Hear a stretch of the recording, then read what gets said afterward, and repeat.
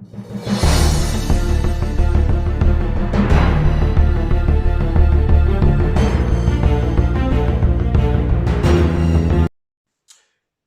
afternoon, keepers of the cash. Gary B, the casual comic guy here, and guys, we are here to talk about WandaVision episode 3. I waited a while to post this review. I did 1 and 2 and posted that pretty quick. Tried to do no spoilers. It was pretty difficult to talk about without spoilers. So I waited a bit for the WandaVision episode 3. I'm going to do a full spoiler discussion. Just seems like it's going to be easier to talk about and without just having to make sweeping general statements all the time. So without further ado, I hope you guys are watching it. It's been a spectacular show. I really love it, but let's get into it.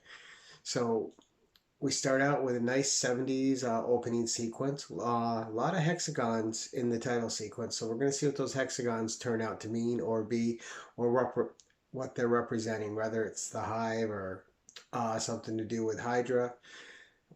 We'll see. Even AIM, right? Could be advanced idea mechanics, but we're gonna see that so far everything we're seeing in the commercials that take place in the show have to do with Hydra or Tony Stark.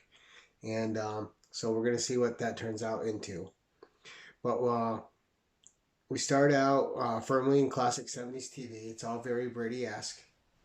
Every member of the cast looks fantastic in their 70s get-up. They all look spectacular, especially loving Paul Bettany with his little shaggy hairdo. Looks fantastic. Marvel is showing a real understanding of these eras of television. Whoever is writing them and doing the set designs and just the general look of each episode is really doing a spectacular job and just hitting it out of the park with it, at least in my opinion.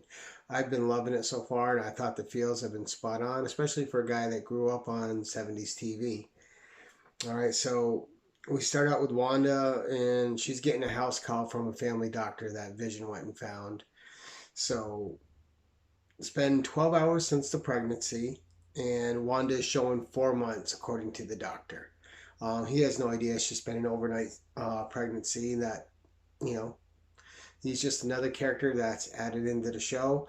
And throughout this episode, you'll see that he has kind of hints of not being able to escape and just odd things that occur. There's a lot of oddities in this episode, and they actually help make the show really strong because they're all adding up, and you're waiting for the payoff, and you're getting it little by little, more and more layers. And so her pregnancy is just getting crazier. 12 hours are showing 4 months. All right. And, you know, they're having dated sexist jokes that are purposely in there, kind of making fun of the eras that they're from, and not skipping over that those jokes existed. So it's a weird mix of an homage and poking fun at the aloofness of the times towards sexuality, but it all works brilliantly. It's all great.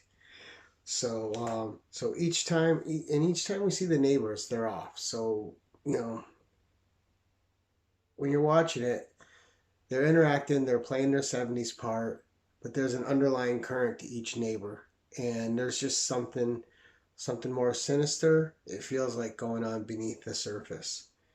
But and as we're progressing, we see the powers that Wanda has being affected by the pregnancy, just things she can't control. So, and we get our first hint that it could be twins with the banter between Vision and Wanda as they're trying to decide between two names, Billy and Tommy. And the banter between the two is funny, but you know it's serving a different purpose because the whole time they're talking about having one kid, but they're having this banter between two names, you know, foreshadowing the twins that are going to arrive. So you know there's going to be a Billy, you know there's going to be a Tommy, even if they don't know it yet. And you don't know how much of this is being controlled by Wanda, if all this is a creation of Wanda, or if Wanda's being manipulated to create it all. So, and most of the reports I see and the reviews I watch, everyone says Wanda's creating this reality. She may or may not be, but even if she is creating it, is she being made to create it? And that's a bigger question that hasn't yet been answered. And I think a lot of people are skipping over that. You know, because if you remember back to the first two episodes, there's just someone trying to break in saying, Wanda, who's doing this to you? Who's doing this to you? So Wanda's not fully in control. So is she being manipulated? Is she being made to create the twins for a different purpose? Is she being made to reincarnate Vision for a different purpose? It's yet all that's yet to be answered, and it's brilliantly being paced out. All right, so Wanda seemingly is still controlling the reality or being led to, as we were just saying. But as with each episode, so Vision kind of has a moment of clarity that's, well, not quite clarity, it's not quite there, but he knows something's off. And he expresses that to Wanda. And in similar fashion to episode 2, when you saw what was presumed to be the sword agent coming out of the sewer can, and she rewound the narrative in the television to reset it. She does the same thing in this one. Vision has a feeling that something's off. She rewinds it, and the course of the narrative takes a different turn, and what Vision felt is gone now, and he's just back into his lovingly 70s self in the episode. Um, so she resets the show. Her and Vision are talking, and then the water breaks. And her powers represent the water break-in. It all starts raining inside their apartment, and it's just a little bit of zany comedy. But as soon as her water breaks, we go to another commercial break with the same two characters that are being presumed to be perhaps Wanda's parents. We don't know that. It's just a going theory at the moment. But same two characters are in it. Another Hydra commercial.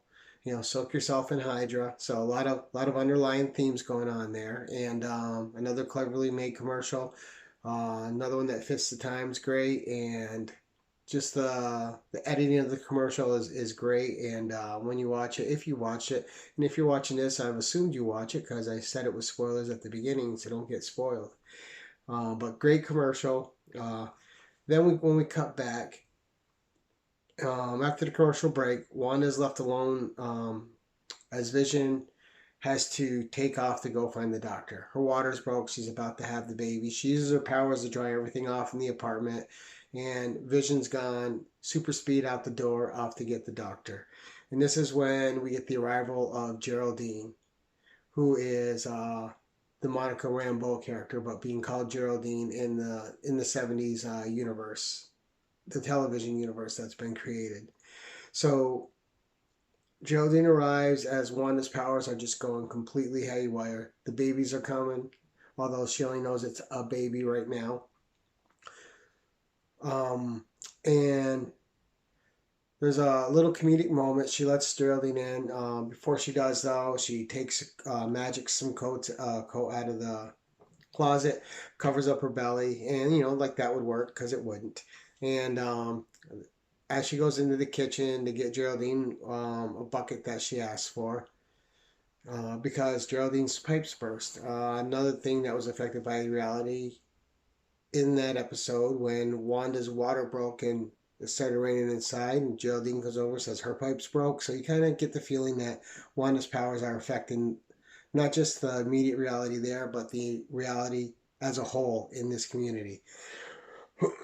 So Wanda goes into the kitchen to find her what she needs, and she keeps having contractions, and every time she does, the coat changes. Kind of hilarious, kind of showing that her powers are kind of going out of whack. And once she gets back out there, her and Geraldine start having a conversation. Stork that was in a painting in the baby's room. And earlier in the episode, which I skipped over, I'm sorry, her and Vision, when they were having some banter about the baby's names, were in the baby's room, and she put up a mobile of butterflies which came to life, and she shushed them out the window. So now there's a stork painting, and as she's talking to Geraldine, the stork has come to life and come out of the baby's room, and is playing around. Wanda is sitting across from Geraldine, who's in her couch, and Wanda's trying to magic the stork away. It's funny. The little puffs of smoke, the stork's not having it. It's sticking around, and you're just seeing all sorts of fun. And Geraldine's got some pants on, which have kind of a tell, which is funny. There's a fish on the pants, and um, once we're getting towards the end of the conversation, Geraldine runs into the baby's room. She wants to see something, get something in that room, but she doesn't know it's a baby's room until she runs in there. She turns around, Wanda's holding the big planner, drops it when she gets a big contraction, and there's going to be a baby. And Wanda exits the room. Geraldine's like, "You're pregnant? You're having a baby?" And she runs out. And it's still comedic until Wanda's laying down behind the couch about to have the child. And she's going through the panes. Geraldine runs in the kitchen, runs back out. The lights falling down, the painting spinning. Painting which looked like a painting of an X, mind you. So a little hint there maybe of powers of X. You don't know. Um, but anyway, so she's on the ground behind the couch, and Geraldine is playing the '70s kind of funny role until Wanda says, "I can't do this." And then you see the demeanor of Geraldine change. Yes, you can do this, and it's almost like she's a different person than what was in that '70s sitcom. And it's the first kind of hints you see of Geraldine maybe being something else, something more, being in there for a different purpose than what the other people are in there for. And it's subtle, it's good, it's nice. So, sorry, my notes, right? There's a lot to cover in this episode. I really don't want to miss stuff. So, um, the stork comes alive, keeps staying at it. We went through that. So, Wanda goes fully into labor. The apartment's going crazy, as we stated. And Vision arrives after Geraldine has delivered the first baby. All right, and it's a sweet moment. Vision comes in with the doctor after picking him up at his house. His car wasn't starting. He was supposed to go to Bermuda, but the car's not cooperating. Vision grabs him, puts him on his shoulders, and speed runs, like super speed runs, all the way back to the apartment. Arrives after the first child, and they think that's it, right? Vision's going to get a moment alone with Wanda as Geraldine tells the doctor, "Hey, can I talk to you in the kitchen?" Trying to give them a moment. And Wanda asks Vision, Do you want to meet your son as yourself?" And he changes to him, his full Vision gear, in the face. And Vision's sweet. He goes, "Oh, is this little Tommy?" And she goes, "Are you sure?" He's like, "Yeah, I'm sure." And so he was acquiescing to Wanda and letting the baby be named the name that she chose. And then she starts screaming. Vision starts screaming. There's another baby on the way, and it's going to be Billy. Fade cut to the next scene where they're both standing up dressed, each of them holding the baby, and they got the twins. And Geraldine's sitting on the couch, and Wanda's like, "Hey, why don't you see the doctor out?" Vision's like, "Yes, yes, of course." So the Vision sees the doctor out, and and once Vision is outside, he meets Agnes and Herb, who are next door neighbors again, who are talking next door neighbors. And we had saw Herb earlier in the episode. He was trimming the hedges, and then as soon as he got past the hedges, he was just cutting right through the cement block wall that was up. And something that's perfectly odd was striking Vision as odd, but it really wasn't alerting Vision to anything yet. Vision wasn't there yet. But you're seeing that there's little breaks in this reality, and it's showing that just through the actions of the other characters, right? The supporting cast. So they ask if Geraldine's inside, and Vision's like, "Well, yeah, she's inside." And then it cuts back inside with Wanda and Geraldine having a talk. She tells Geraldine that she's a twin too, and that she had a brother Pietro. Okay, and Wanda starts singing a Sokovian lullaby to the twins, and then Geraldine kind of looks at her and goes, "He was killed by Ultron, wasn't he?" Speaking about Pietro, and almost as if she's there to trigger something deeper in Wanda. So you keep getting this deeper sense of another mission that Geraldine's there for. She's acting differently than the other characters, and the other characters, they let you know, are aware of her presence there. So we cut back outside. Agnes and Herb are questioning Vision about Geraldine, letting her, just saying things like, what do you know about her? She's new in town. She doesn't have a job. She doesn't have a husband. She doesn't even have a home. What is her purpose here? Nobody knows what her purpose is. And they kind of see the concern and worry start to spread across Vision. It cuts back inside, and Wanda starts to question Geraldine. You know, she's like, she gets really intense, as you can see. And this is the brilliance of the show. It can go from cheesy 70s sitcom to that intense, something's about to snap vibe. And Wanda is just staring at her going, what did you ask me? And Geraldine tries to cover it up. Wanda's not having any part of it. And she goes, no, what did you say about Pietro? And she's getting really intense and serious. And then you get the sense from Geraldine that it wasn't the direction she thought it would go, and now she feels a real sense of danger in Wanda's presence, and she's panicking. She's in untested waters. We cut back outside, and Agnes and Herb almost slipped talking to Vision, saying, well, she's here too, she's here too. And they're almost giving away what Geraldine's real purpose there is.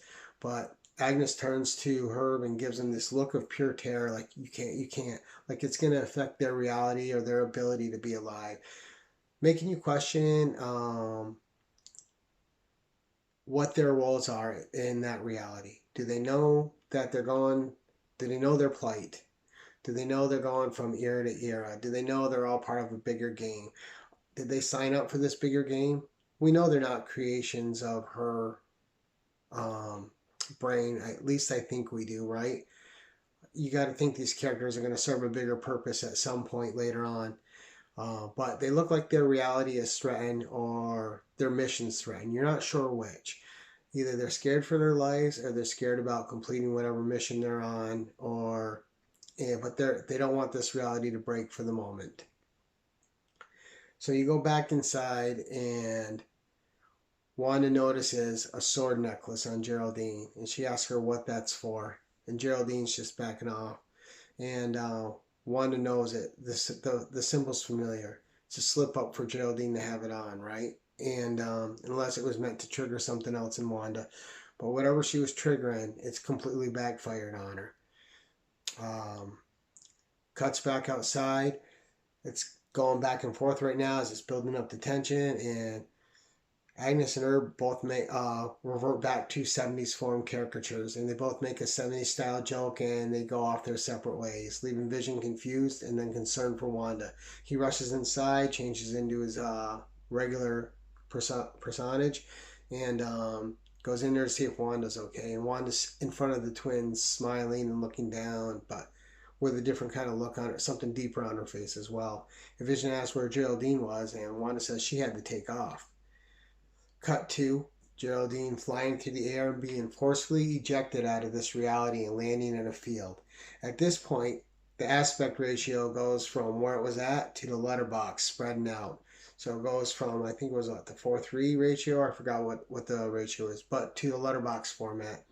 And I believe that's bringing us into the modern MCU reality. When it does that, we may find out something different in episode 4, but it's effective. Geraldine lands in the field, kind of knocked unconscious for a moment, and her body's kind of glowing. But is it glowing from the reality she was just in, or is it glowing from these powers that she has that we haven't seen yet? Then it calms down. She's near outside this reality, and you see it shimmering. There's this big shimmering reality and it's kind of pixelated like a TV screen, and you know that's where Wanda's inside there, and you know it's being controlled either through Wanda or someone controlling Wanda.